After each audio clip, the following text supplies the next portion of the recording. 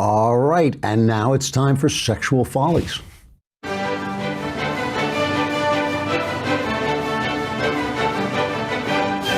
Millennials are having less sex than any generation in 60 years. This is from an article by Tara Barumpour in the Washington Post. Its headline, "There isn't really anything magical about it. Why more millennials are avoiding sex." A new study in the Journal Archives of Sexual Behavior finds that younger millennials, those born in the 1990s, are more than twice as likely to be sexually inactive in their early 20s as Gen Xers were, and compared, of course, with my generation, they are basically celibate because we went nuts. Here's a quote from the article. "The sense of caution sometimes manifests itself as a heightened awareness of emotional pitfalls. For example, many young people speak disparagingly of the messy emotional state love and lust can engender, referring to it as catching feelings." In other words, it's not just sex. There's no such thing as casual sex. You know, Tom Wolfe wrote a wonderful, wonderful essay, which you can look up online, and it's called The Great Relearning. And he talks about the 20th century as a time when we got rid of the basics. People, for instance, in hippie communes got rid of the basics of cleanliness and hygiene, and they started to develop diseases like scrofula and rickets that nobody had seen for decades, if not centuries.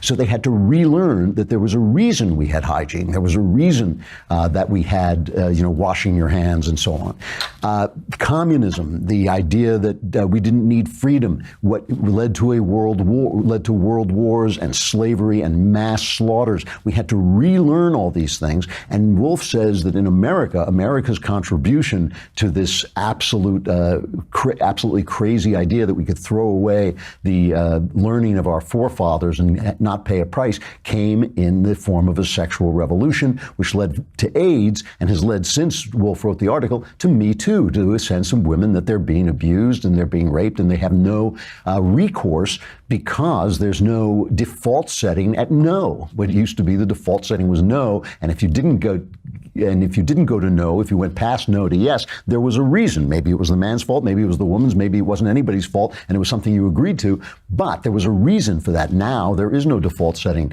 at no. So, this is just part, in my opinion, of the great relearning. And when I say that I feel like a Victorian age is coming, what I mean is I feel that an age is coming when we suddenly say, oh yeah, you can't throw away your foundational religion. You can't throw away your foundational principles. You can't throw away the basics of human interaction without paying a price. That age is coming. What Wolfe said is that the 21st century is going to be much more boring than the 20th century was, because people are going to revert to what they already know. Let's hope so, because the 20th century was a bloody one. All right, tomorrow is the mailbag. Hit the podcast button on thedailywire.com. You got to subscribe. It's a lousy $10 a month. No excuse.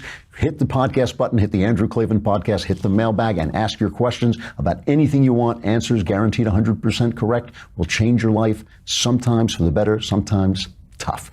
I'm Andrew Klavan. This is The Andrew Klavan Show. I'll see you again tomorrow. I'll be in Austin, Texas.